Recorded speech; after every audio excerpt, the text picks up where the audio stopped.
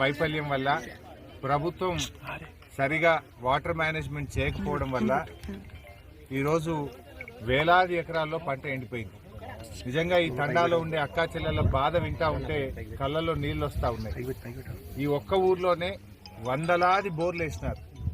ఒక్కొక్క రైతు 6 బోర్లు 4 బోర్లు 2 బోర్లు వేసి ఆశ కోసం నీళ్ళు వస్తాయేమని ప్రయత్నం చేసి మేము అప్పుల పాలైనామని చెప్పి వాళ్ళ యొక్క బాధలు చూస్తూ ఉంటే ఈ ప్రభుత్వం పూర్తిగా రైతుల్ని ఆదుకోవడంలో ఈరోజు విఫలమైంది అనేటువంటిది అర్థమవుతూ ఉంది.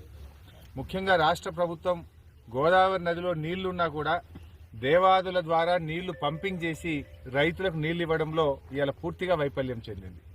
ఇవాళ వాళ్ళు 6 గ్యారంటీల్లో రైతుల కోసం చెప్పిన ఏ ఒక్క హామీ కూడా కాంగ్రెస్ పార్టీ అమలు చేయలేదు. ఆనాడేమో ఎలక్షన్ ప్రచారంలో అరచేతిలో వైకుంఠం చూపించిన కాంగ్రెస్ అధికారంలోకి వచ్చిన తర్వాత రైతులకు మాత్రం మొండి చేయి చూపించింది. డిసెంబర్ 9వ తారీఖునే 2 లక్షల రూపాయల రుణమాఫీ చేస్తామన్నారు. ఇవాళకి 100 రోజులు దాటింది.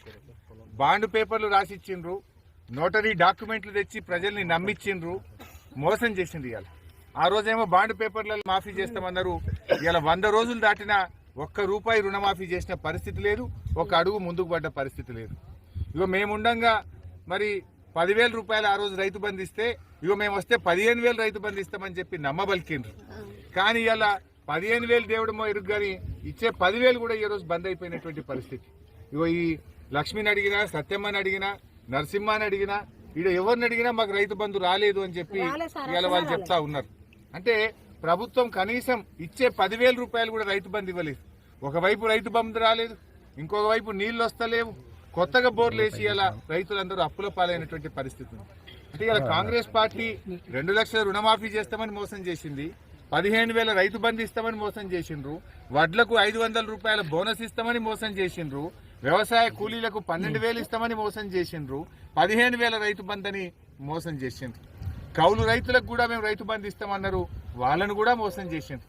అంటే కాంగ్రెస్ పార్టీ 100 రోజుల్లో అమలు చేస్తామన్న 6 గ్యారంటీల్లో పెట్టిన ఏ ఒక్క హామీ కూడా రైతుల విషయంలో అమలు చేయకుండా ఈ హస్తం పార్టీ రైతులకు మొండి చేయి చూపించింది అనేది మాత్రం ఇవాళ స్పష్టమైతా ఉంది. ఇవాళ కాంగ్రెస్ వచ్చిన ఈ 100 రోజుల్లో 180 మంది రైతులు ఇలా ఆత్మహత్యలు చేసుకున్నారు ఈ రాష్ట్రంలో. కేసీఆర్ హయాంలో రైతులందరూ కూడా సంతోషంగా ఉన్నారు.